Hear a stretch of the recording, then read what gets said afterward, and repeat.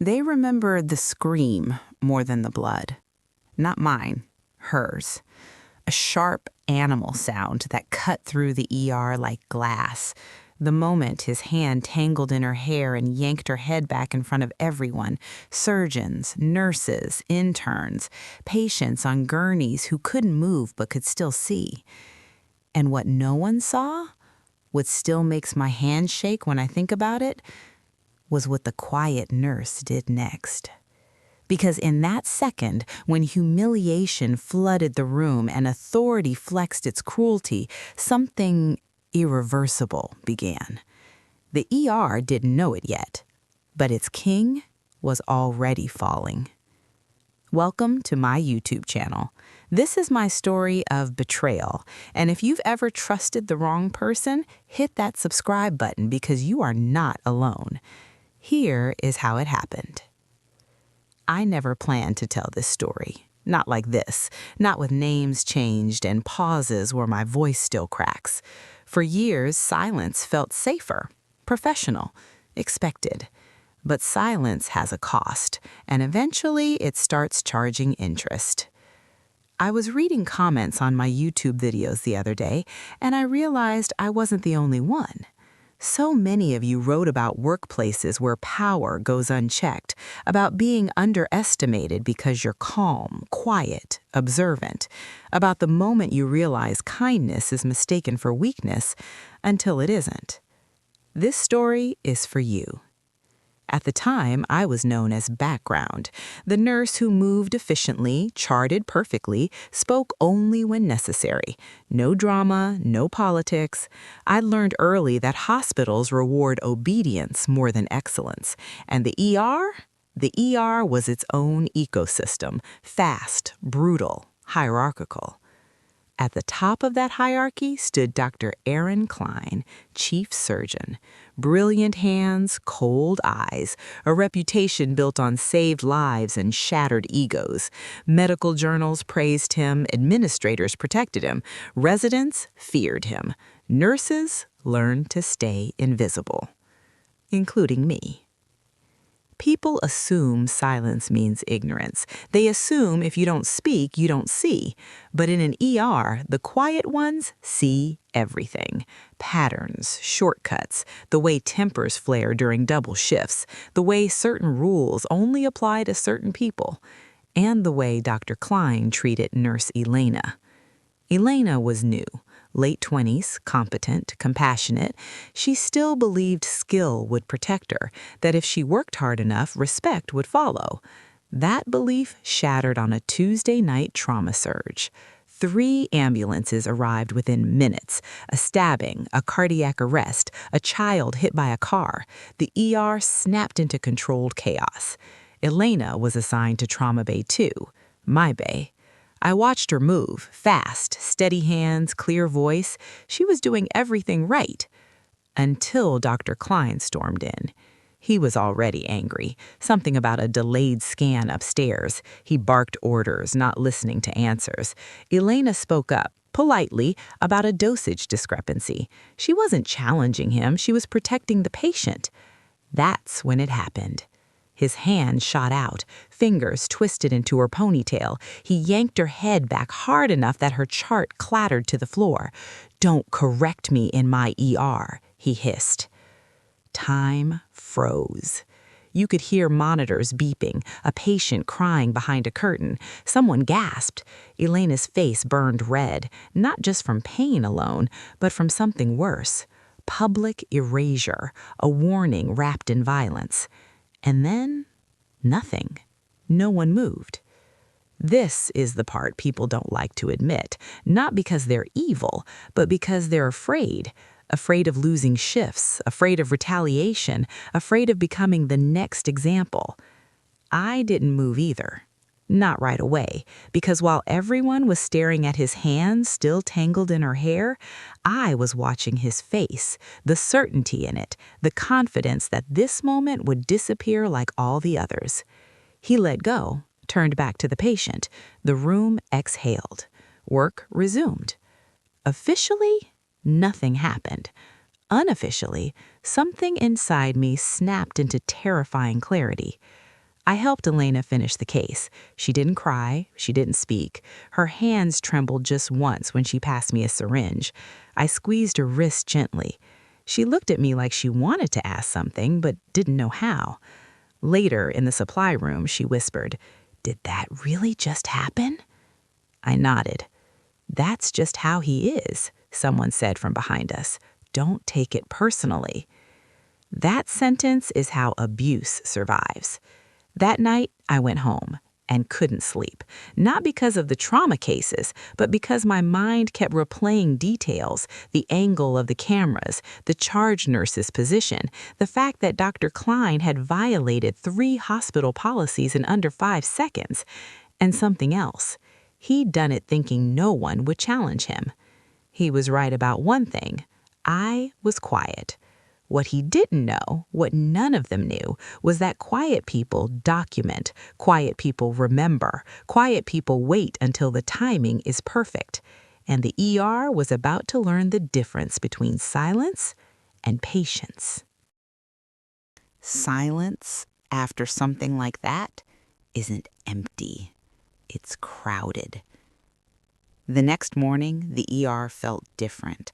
Like the air itself was bracing for impact. Word had spread without anyone saying a word. Nurses avoided Trauma Bay 2. Residents laughed too loudly. Administration sent one of those cheerful emails about maintaining professionalism under stress. No names, no incident, just a reminder. Elena didn't call in sick. I half expected her to disappear the way so many before her had. But she showed up early, hair braided tightly this time, eyes ringed with exhaustion. She smiled at me, small, grateful, fragile. "I'm fine," she said before I could ask. That's when I knew she wasn't. Dr. Klein didn't apologize. He didn't acknowledge it. In fact, he doubled down. Sharp comments, impossible demands, casual cruelty disguised as high standards. He corrected Elena publicly. He reassigned her to menial tasks. He made sure she understood her place. And the department watched. Here's the truth no one likes. Hospitals don't just heal people. They also teach everyone inside them what kind of pain is acceptable. As long as patients survive, everything else is negotiable. But I wasn't just watching anymore. I started noticing things I'd trained myself to ignore before. How Dr. Klein altered post-op notes after complications, how certain near misses never made it into the incident system, how nurses who spoke up suddenly found their schedules gutted. Patterns. And patterns leave trails. I volunteered for extra shifts, nights, weekends, holidays. I positioned myself where data flowed, triage, trauma, charge coverage. I listened more than I spoke. When people vented, I didn't react. I remembered. Elena tried to file a report. She came to me shaking one night, a printed form in her hand. "They told me I should think carefully," she whispered, "that he's important." Important, that word again. She never submitted it. Instead, 2 weeks later, she was written up for attitude issues. A formal warning slid into her file like a blade. She showed it to me in the break room, tears finally spilling. "I just wanted to be safe," she said. That's when I knew she wasn't. That's the moment I made a decision. Not emotional, not impulsive, strategic. I asked myself one question. What does a system built to protect power fear the most? The answer wasn't anger or outrage or even lawsuits. It was evidence collected slowly, legally, impeccably. So I began documenting everything. Every time Dr. Klein raised his voice, every time a nurse was reassigned after disagreeing with him, every discrepancy between recorded vitals and reported outcomes, dates, times, witnesses, camera angles. I didn't tell Elena, not because I didn't trust her, but because I needed her safe. The quieter this stayed, the stronger it became. Weeks passed, then months, and Dr. Klein grew careless. That's what unchecked power does. It mistakes survival for invincibility. One night, a patient coded unexpectedly post-surgery. Nothing dramatic, no alarms, just a sudden drop. We stabilized him, but something felt wrong. I reviewed the chart later. A medication dose had been adjusted, signed off by Dr. Klein. No explanation. I cross-checked pharmacy logs, then anesthesia notes, then, by sheer coincidence, a resident's private notes that didn't match the official record. It wasn't murder, not even close, but it was negligence. And negligence, when repeated, becomes something else entirely.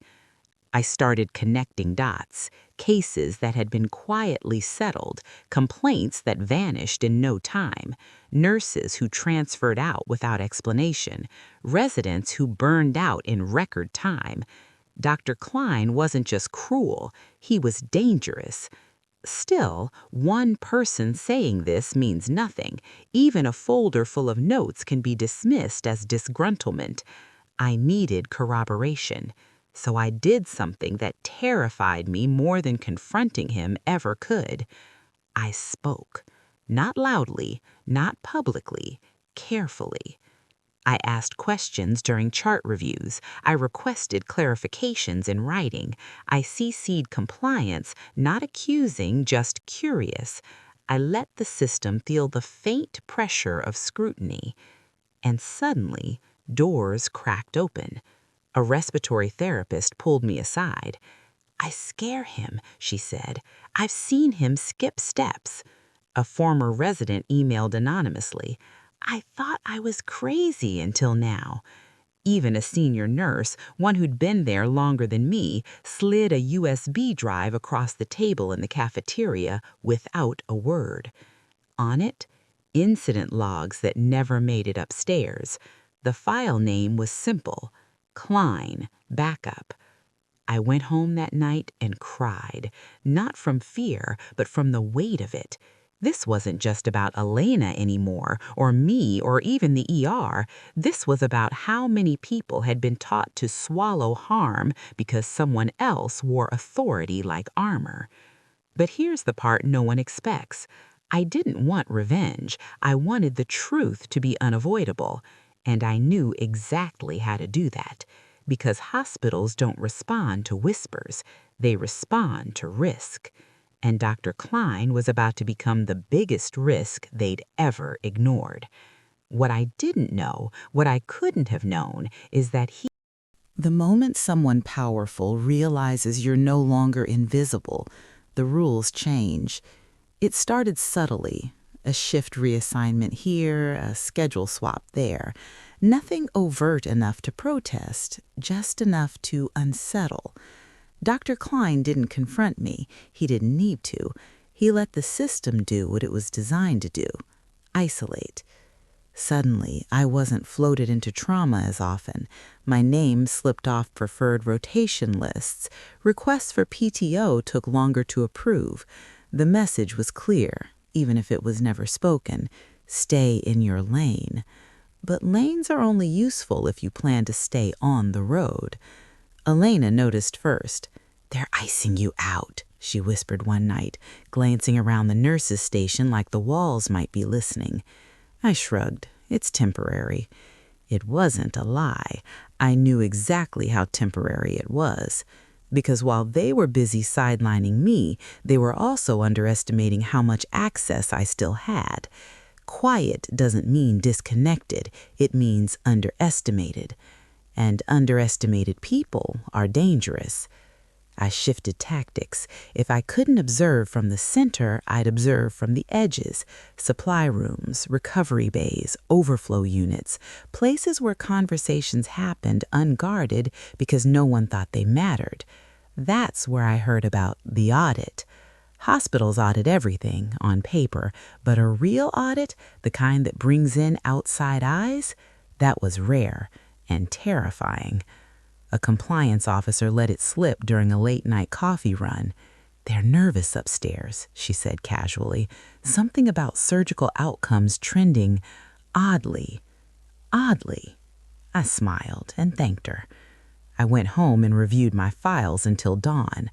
What I had wasn't just anecdotal anymore. It was systemic, patterns across years, departments, people who... The moment someone powerful realizes you're no longer invisible, the rules change. It started subtly, a shift reassignment here, a schedule swap there. Nothing overt enough to protest, just enough to unsettle. Dr. Klein didn't confront me. He didn't need to. He let the system do what it was designed to do: isolate. Suddenly, I wasn't floated into trauma as often. My name slipped off preferred rotation lists. Requests for PTO took longer to approve. The message was clear, even if it was never spoken: stay in your lane. But lanes are only useful if you plan to stay on the road. Elena noticed first. "They're icing you out," she whispered one night, glancing around the nurses' station like the walls might be listening. I shrugged. It's temporary. It wasn't a lie. I knew exactly how temporary it was. Because while they were busy sidelining me, they were also underestimating how much access I still had. Quiet doesn't mean disconnected. It means underestimated. And underestimated people are dangerous. I shifted tactics. If I couldn't observe from the center, I'd observe from the edges. Supply rooms, recovery bays, overflow units, places where conversations happened unguarded because no one thought they mattered. That's where I heard about the audit. Hospitals audit everything on paper, but a real audit, the kind that brings in outside eyes, that was rare and terrifying. A compliance officer let it slip during a late-night coffee run. "They're nervous upstairs," she said casually. "Something about surgical outcomes trending oddly." Oddly. I smiled and thanked her. I went home and reviewed my files until dawn. What I had wasn't just anecdotal anymore. It was systemic, patterns across years, departments, people who'd never met, all describing the same behaviors. Dr. Klein's brilliance had masked his shortcuts, his reputation had insulated his temper, and the hospital had rewarded him for both because good press matters more than quiet harm. Until it doesn't.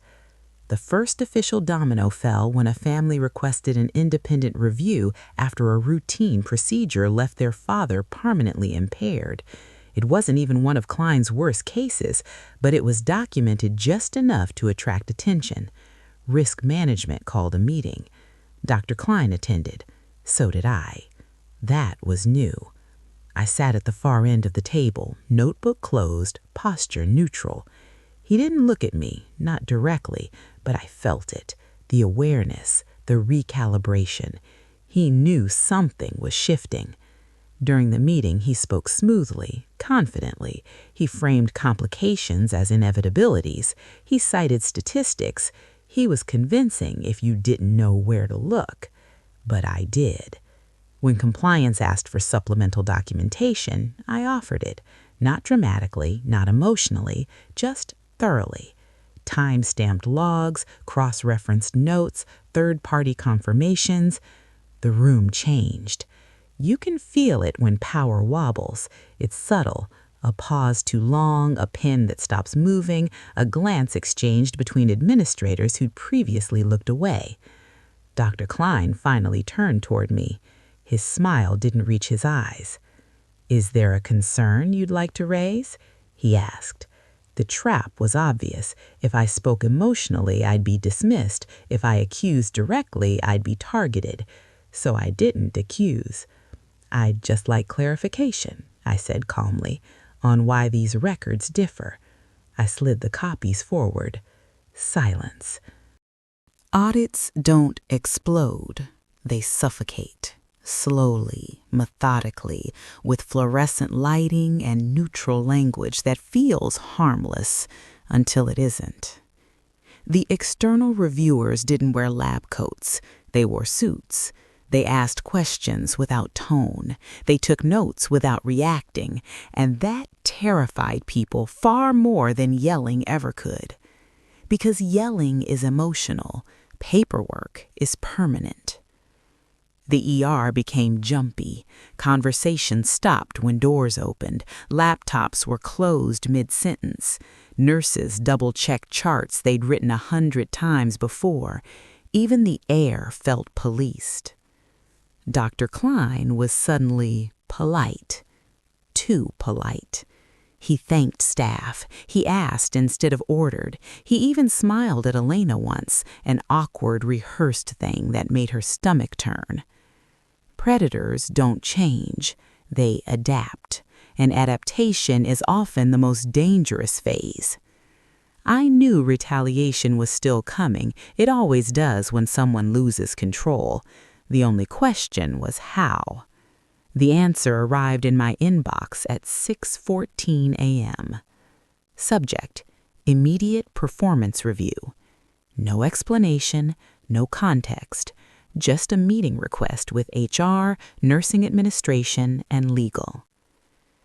I sat in my car for a full minute before going inside, not because I was afraid, but because I needed to remember something important. I wasn't walking in unprepared. They started with pleasantries, weather, workload. This has been a stressful time for everyone. Then the pivot. Concerns have been raised that you may be creating a hostile environment by encouraging fear, by collecting information. I almost smiled.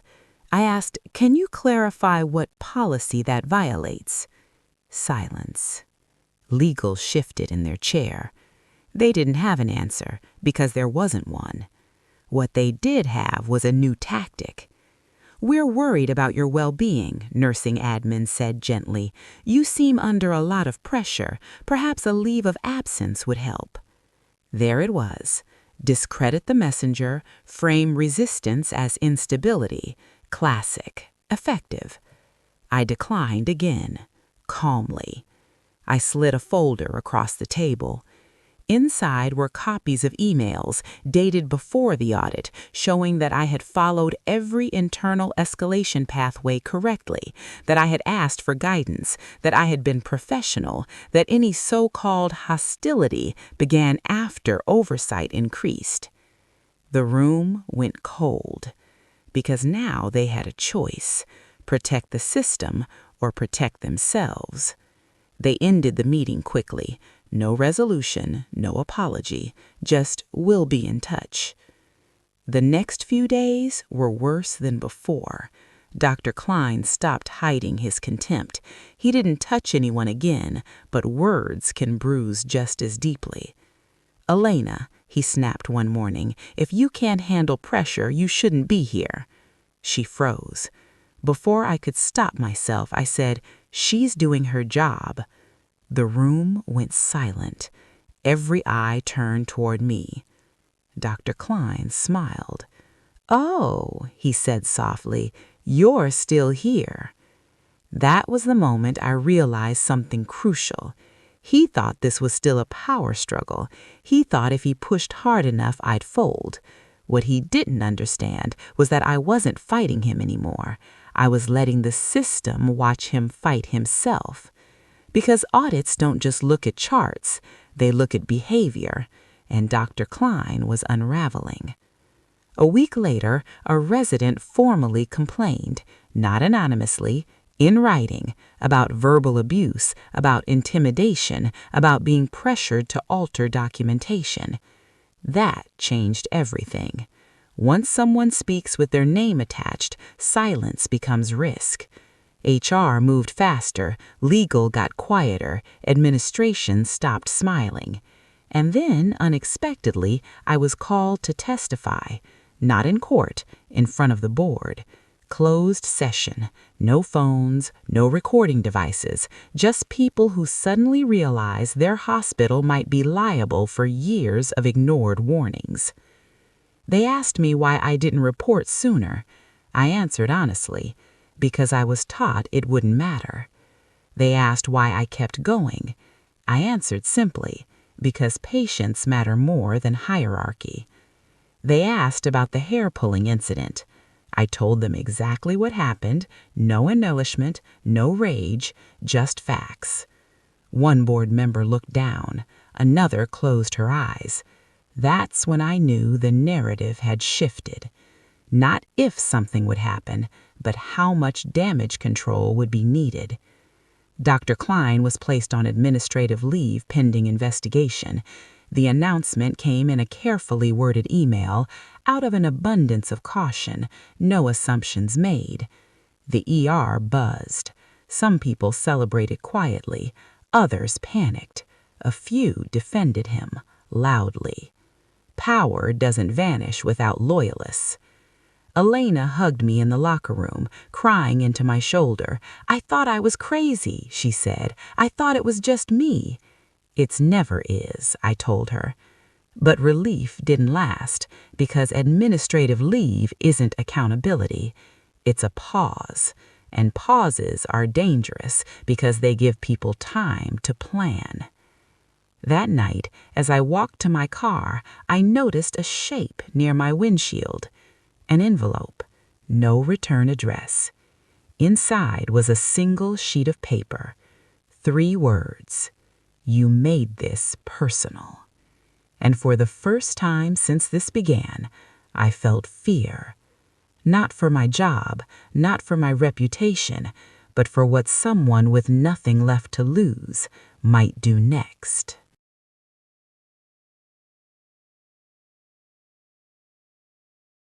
Fear is clarifying. It strips away noise, ego, illusion. And standing there in the parking lot, envelope crumpled in my hand, I understood something with absolute certainty. Dr. Klein was no longer relying on the system. He was relying on himself. I didn't report the note right away, not because I was minimizing it, but because I knew how easily it could be dismissed. No threat, no signature, just implication, and implication is slippery. Instead, I photographed it, logged the time, logged the location, saved it in 3 places. Quiet people don't panic. They prepare. Inside the hospital, the mood had shifted again. Administrative leave created a vacuum, and vacuums pull secrets out of walls. Nurses started talking, residents compared notes, stories surfaced that made my stomach tighten. A patient who'd been rushed out of the OR before they were stable, a consent form signed after sedation, a complication blamed on unavoidable anatomy that suddenly didn't look unavoidable at all. Compliance asked for more documentation, legal stopped CCing Dr. Klein on emails, and the board scheduled a second closed session. That's when the counterattack came. An anonymous complaint was filed against me. The allegations were vague but poisonous: unprofessional conduct, personal vendettas, creating distrust in leadership. It was textbook retaliation, clean enough to sound credible, dirty enough to raise doubt. HR called me in again. This time, they weren't smiling. "We're obligated to investigate," they said. "You understand." I did understand. I also understood something else. This was no longer about truth versus lies. It was about which story the hospital could survive. Because here's the brutal reality. Institutions don't ask who is right. They ask who is more expensive to keep. I walked out of that meeting knowing my job was now a bargaining chip. Elena was pulled from trauma, temporarily. A resident recanted part of their statement after a private meeting with legal. A nurse who'd promised to back me suddenly wouldn't meet my eyes. Fear spreads faster than courage. And Dr. Klein, still officially on leave, was working the shadows. I found out through a mistake. An intern forwarded me an email by accident. It was meant for someone else. In it, Dr. Klein referred to me as the instability factor, claimed I had a history of fixation, suggested my concerns were the result of personal dissatisfaction. He was reframing me, not as a whistleblower, but as a problem. I finally reported the note from my windshield. Security took it seriously, legal less so. They could be anyone, they said. We can't assume. Of course they couldn't. Assuming would require action. The board meeting came and went without resolution. More review, more time, more silence. That's when I realized the most dangerous thing of all. They were trying to wait me out. Let the pressure exhaust me. Let the social isolation do its work. Let fear push me into resignation so the problem solved itself. I went home that night and stared at my wall for hours. And then I made the hardest decision of my life. I went outside the system. I contacted an external patient safety organization, one with subpoena power. I provided documentation anonymously at first. Then, after a long pause, I attached my name. There's a moment when you do that, when you hit send, where your body understands before your mind does. There is no undo. Within days, the tone changed. Legal stopped stalling. HR stopped calling me in. Administration stopped pretending this was internal, because now it wasn't. Regulators requested records, not summaries, originals. Dr. Klein's counsel got involved, and then, inevitably, so did the press. Not publicly yet, but questions were asked, quietly, carefully, the kind that don't go away. One evening, as I was leaving, Elena grabbed my arm. "He's been asking about you," she whispered. My phone buzzed that night. Unknown number. A voicemail. I didn't listen to it right away. I stood in my kitchen, phone in my hand, heart pounding, not from fear, but from the weight of inevitability. When I finally pressed play, his voice filled the room. Calm, controlled, familiar. "You don't know what you're doing," he said. "You think you're protecting people, but you're tearing something down that can't be rebuilt. Call me. Let's fix this." No threat, no apology, just entitlement. That message did something unexpected. It erased my last doubt, because innocent people don't ask to fix the truth. They face it. I forwarded the voicemail to legal, to compliance, to the external investigators, and then I waited. The hospital called a mandatory staff meeting 2 days later. Attendance required, the email said. No agenda. Those are the most dangerous meetings of all. I sat in the back row. Elena sat beside me, gripping her hands together. The room buzzed with anxiety. Administration filed in. Legal. HR. Finally, the CEO. He cleared his throat. "Thank you for coming," he said. "We have an update."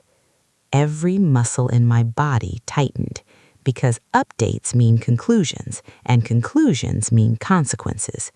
But as he spoke, I realized something chilling. This wasn't the end. It was the beginning of something far bigger, something that would expose not just one man, but everyone who had protected him. And somewhere in that realization, a question burned in my mind. When the truth finally comes out, who will the hospital choose to sacrifice?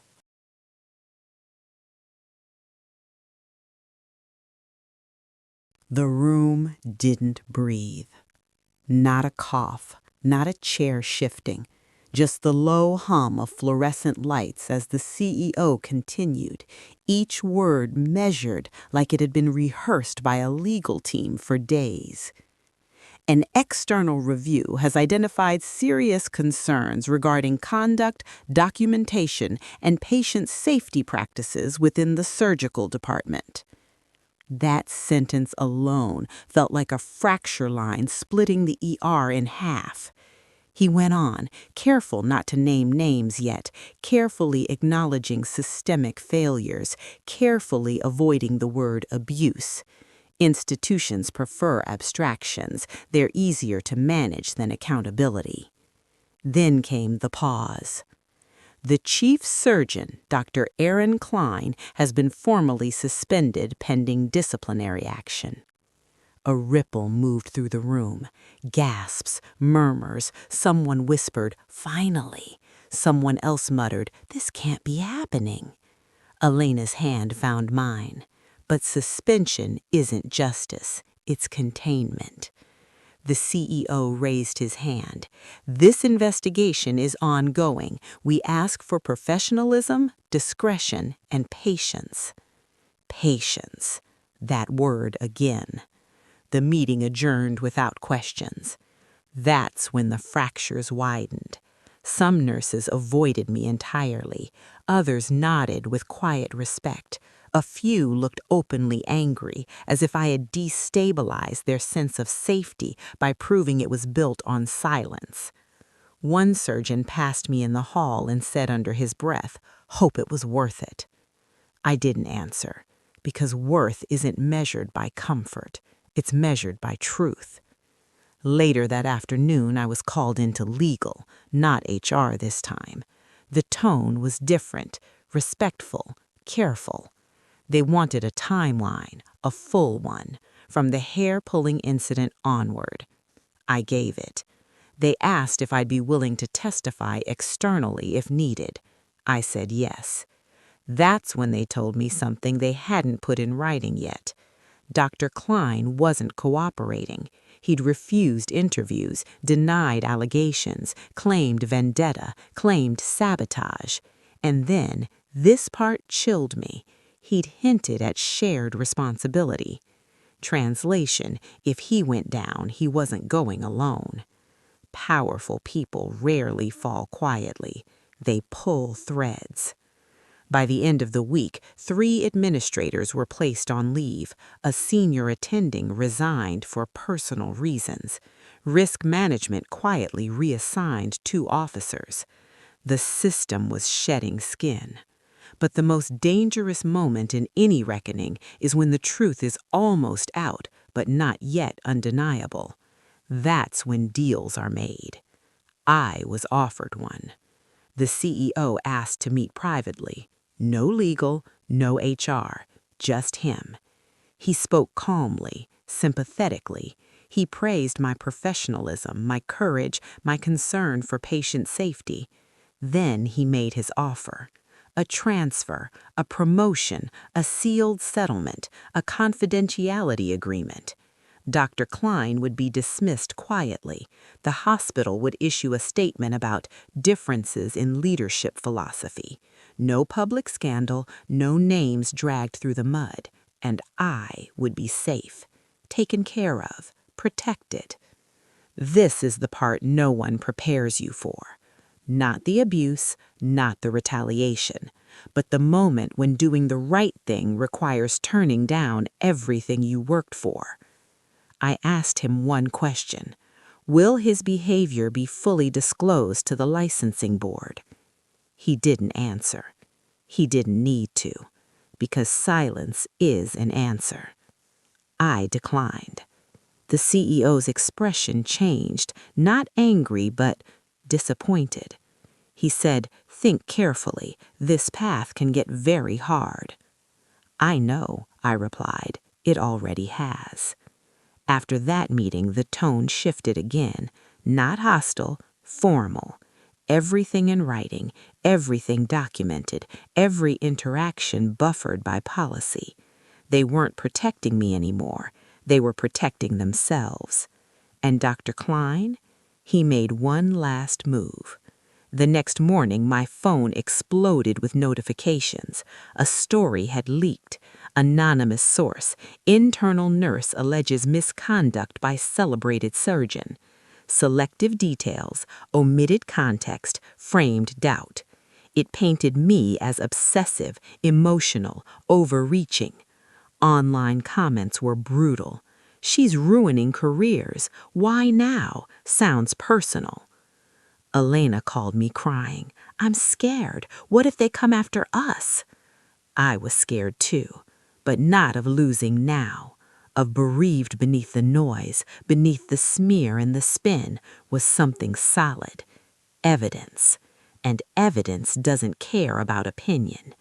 The external investigators requested sworn testimony, under oath. That changes everything, because lies under oath don't just damage reputations, they become crimes. I stood in my kitchen that night, suit laid out on the chair, heart heavy with what tomorrow could bring. Not just for me, for everyone who had stayed silent until silence became unbearable. Because the next step wasn't administrative, it was legal. And once the law steps in, no amount of power can rewrite the record. Tomorrow, Dr. Klein would have to answer questions he couldn't bully his way out of, and I would be sitting across from him for the first time since that night in Trauma Bay 2, looking him directly in the eyes.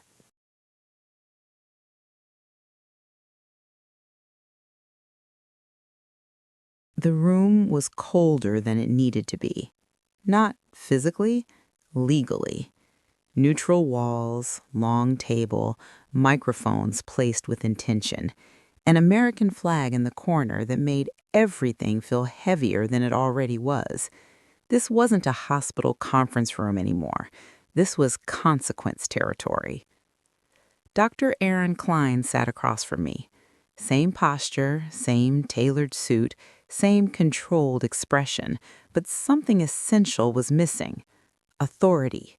Because authority only exists when people agree to believe in it, and today, belief had been replaced by evidence. He didn't look at me at first. He looked at the panel, at the attorneys, at the clock. He still thought this was procedural. He was wrong. I was sworn in first. My voice didn't shake. That surprised me.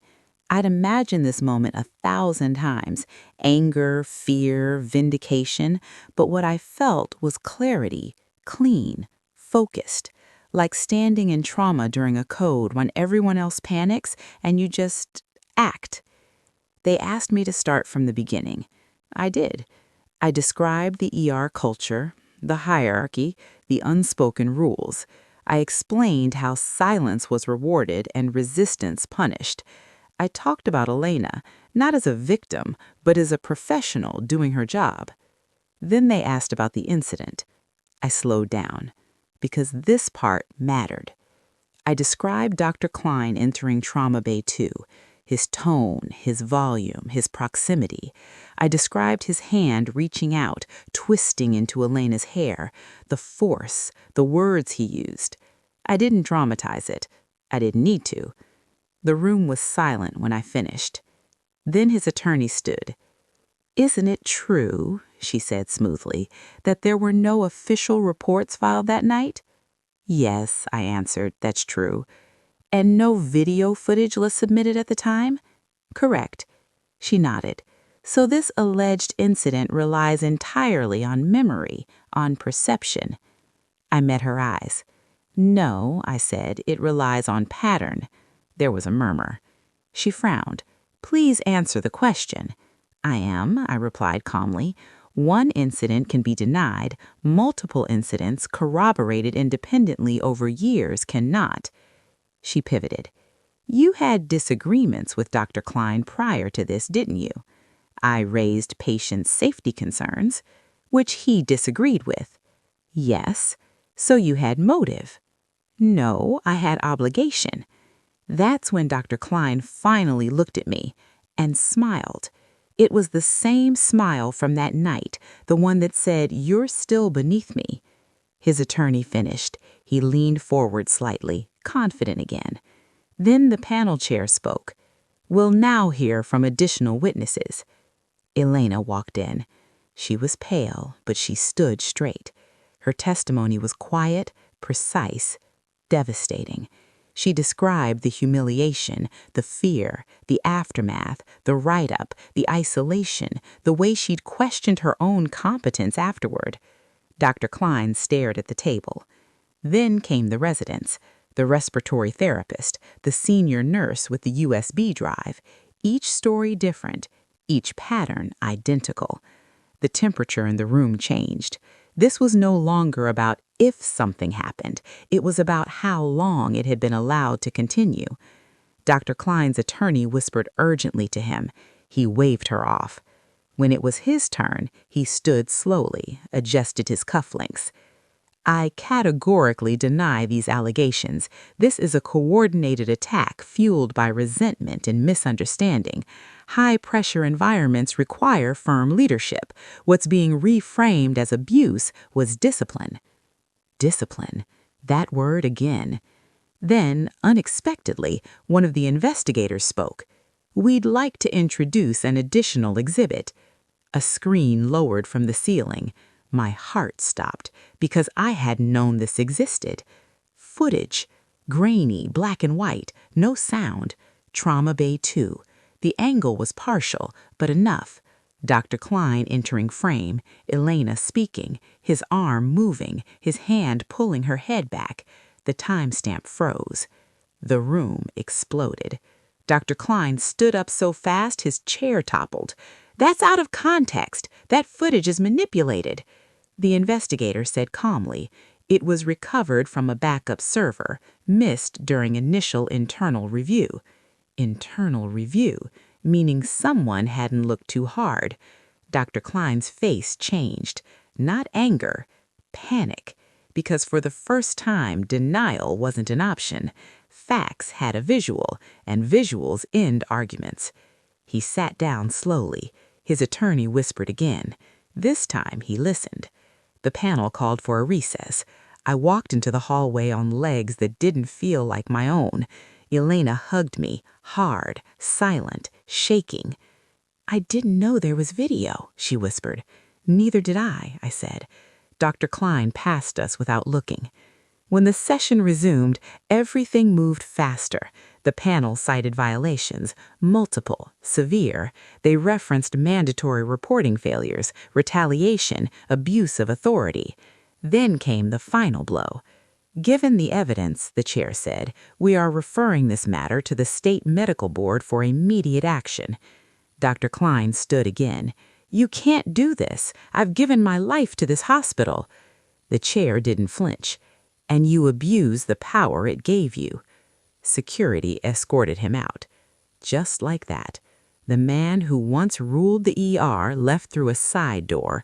No applause, no farewell speech, only silence.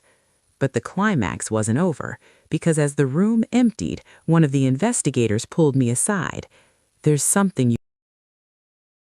The ER didn't celebrate. That surprised people.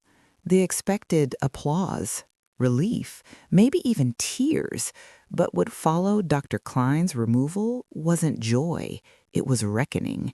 The kind that settles into walls and routines and forces people to look at themselves in the quiet moments between patients. Because when a king falls, everyone has to ask why they bowed. Dr. Klein's license was suspended within weeks, not quietly, not gently. The medical board's language was precise and devastating. Abuse of authority, failure to adhere to patient safety standards, retaliation against staff, and falsification of documentation. The hospital released a statement, carefully worded, regretful, committed to systemic improvement. But no statement can erase years of silence. The press cycle came and went. New scandals replaced old ones, as they always do. But inside the hospital, something fundamental had shifted. Doors stayed open during meetings. Conversations changed tone. People started writing things down.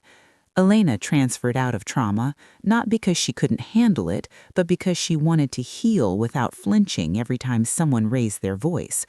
On her last night, she hugged me and said something I'll never forget. I didn't think anyone like you existed here. I told her the truth. There are a lot of us. We just learn to survive by staying quiet. She smiled.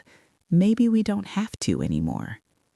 I wish I could say everything turned out clean and fair. It didn't. Some administrators resigned, others stayed, a few were quietly reassigned. The system protected itself where it could. And me? I wasn't promoted. I wasn't fired. I was repositioned, a role created just for me, patient safety liaison. It came with no glory and plenty of friction, but it came with access, with authority that didn't depend on volume. I accepted, not because it was a reward, but because it was leverage. There were days I wondered if it had been worth it, when the whispers followed me, when colleagues avoided eye contact, when I read online comments that still framed me as the nurse who caused trouble. And then there were days I received emails like this. Because of you, I spoke up. Because of what you did, I stayed. I thought I was alone. I wasn't. Those days were enough. Here's the part no one tells you about standing up to power. It doesn't make you fearless.